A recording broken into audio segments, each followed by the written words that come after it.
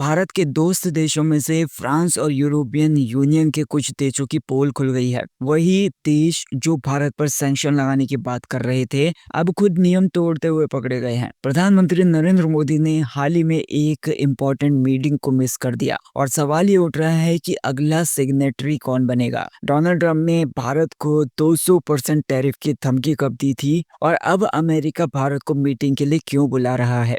इसके अलावा एक वर्ल्ड लीडर ने हिंदू धर्म के लोगों को ये कहा कि वे खुद को हिंदू ना कहें। तो आज की कुछ इंपॉर्टेंट अपडेट्स हैं जो आपको इस चैनल पर देखने के लिए मिलेंगी। वीडियो को लास्ट तक जरूर देखिएगा। वीडियो पसंद आती तो वीडियो को लाइक कर देना, चैनल को सब्सक्राइब कर देना। सबसे पहले बात करते हैं भारत और अमेरिका की। अमेरिका के नए एम्बेसडर सर्जियो कौर भारत में अपना काम शुरू कर चुके हैं। रिपोर्ट्स के अनुसार भारत और अमेरिका के बीच में ट्रेड बातचीत शुरू हो रही है। अमेरिका ने भारत के व्यापार मंत्रालय की टीम को वॉशिंगटन आने का न्योता दिया है। तारीखें अभी तय नहीं हुई हैं, लेकिन उम्मीद ये है कि ये जो मीटिंग होगी इसी हफ्ते या फिर अगले हफ्ते की शुरुआत में होगी। भारत ने अमेरिका को ये भी कहा कि वो अमेरिकी तेल और गैस की खरीद बढ़ाने के लिए तैयार है। डोनाल्ड ट्रंप की टीम इस ऑफर में काफी ज्यादा दिलचस्पी दिखा रही है। इसी बीच में खबर यह है कि इजिप्ट में इजराइल और हमास के बीच में शांति समझौता होने वाला है।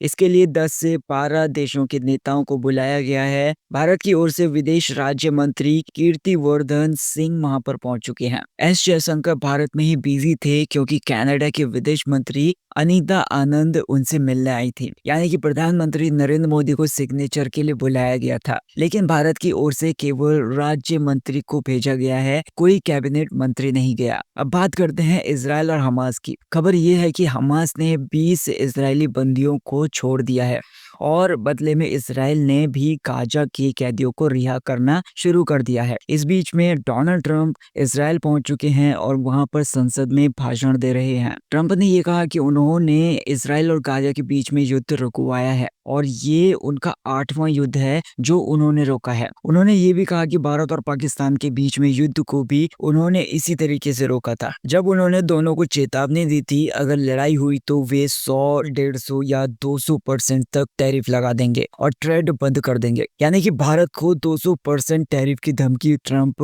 पहले ही दे चुके थे। अब बात करते हैं एप्पल की। एप्पल की कॉन्ट्रैक्ट मैन्युफैक्चरर कंपनी फैक्सकॉन ने घोषणा की है कि वो भारत में 15,000 करोड़ रुपए की इन्वेस्टमेंट करेगी। अब ये जो इन्वेस्टमेंट होगी वो तमिलनाडु में किया जाएगा, जहाँ पर फैक्सकॉन की पहले से ही फैक्ट्री है। कंपनी का कहना है कि इस इन्वेस्टमेंट से लगभग 14,000 नई नौकरियां बनेंगी। तमिलनाडु के मुख्यमंत्री एस.के. स्टालिन ने फैक्सकॉन इंडिया के प्रमुख से मुलाकात की और राज्य सरकार ने कंपनी के लिए एक खास फैक्सकॉन डेस्क भी बनाया है ताकि कंपनी को किसी भी अनुमति या फिर समस्या के लिए तुरंत मदद मिल सके।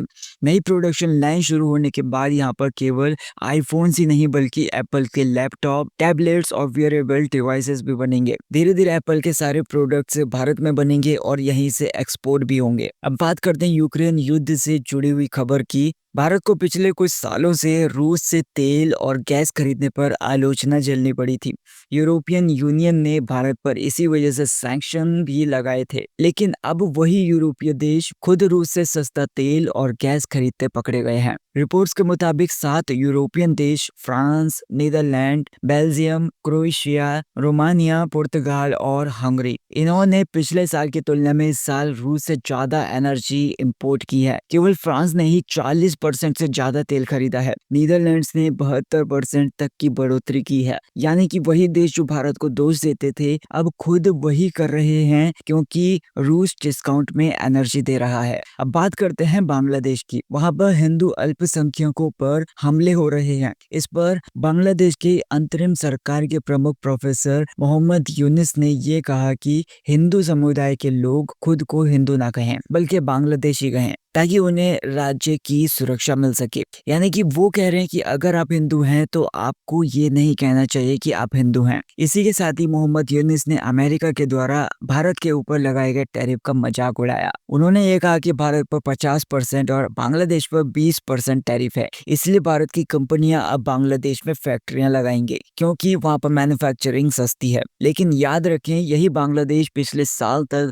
भारत के बिजली के बिल तक नहीं चुका पा रहा था। अब बात करते हैं भारत के शिक्षा विभाग की। शिक्षा मंत्रालय ने घोषणा ये की है कि साल 2026 और 27 के नए स्कूल सिलेबस में तीसरी क्लास से ही बच्चों को आर्टिफिशियल इंटेलिजेंस यानी कि एआई की पढ़ाई शुरू कराई जाएगी। इसके लिए सीबीएसई को एआई का फ्रेमवर्क तैयार करने को कहा गया है। पहले चरण में टीचर्स को सिखाया जा रहा है कि एआई टूल्स का इस्तेमाल क्लास में कैसे करें। फिलहाल क्लास 6 से शुरू होकर धीरे धीरे क्लास 3 से 5 तक इसे लागू किया जाएगा। भारत सरकार शिक्षा में टेक्नोलॉजी लाने के लिए तेजी से काम कर रही है। अब लास्ट में भारत और रूस की मिलिट्री एक्सरसाइज इंदिरा 2025 राजस्थान के बीकानेर में चल रही है। इसमें आतंकवाद विरोधी ऑपरेशन, ड्रोन वॉरफेयर और दूसरे कॉम्पैक्ट ट्रेनिंग शामिल हैं। रूस ने इसकी कुछ क्लिप्स जारी की हैं। दुनिया में हर दिन नए बदलाव हो रहे हैं। कोई देश अपने फैसले बदल रहा है, कोई ब्लैकमेलिंग पर उतर आया है, हर देश दूसरे देश को नीचा दिखाने लगा है। इन सब के बीच में भारत पीछे ना रहे, इसलिए मोदी सरकार लगातार काम कर रही है। भारत की विदेश नीति, रक्षा, अर्थव्यवस्था और वैश्विक मामलों पर सही विश्लेषण देना हमारे चैनल का मकसद है। अगर आप यहाँ तक इस वीडियो को देख रहे हैं तो इसका मतलब आपको ये वीडियो पसंद आ ही रही होगी। तो वीडियो को लाइक जरूर कर देना, चैनल को सब्सक्राइब कर देना। मिलता है नेक्स्ट वीडियो में, तब तक के लिए टेक केयर।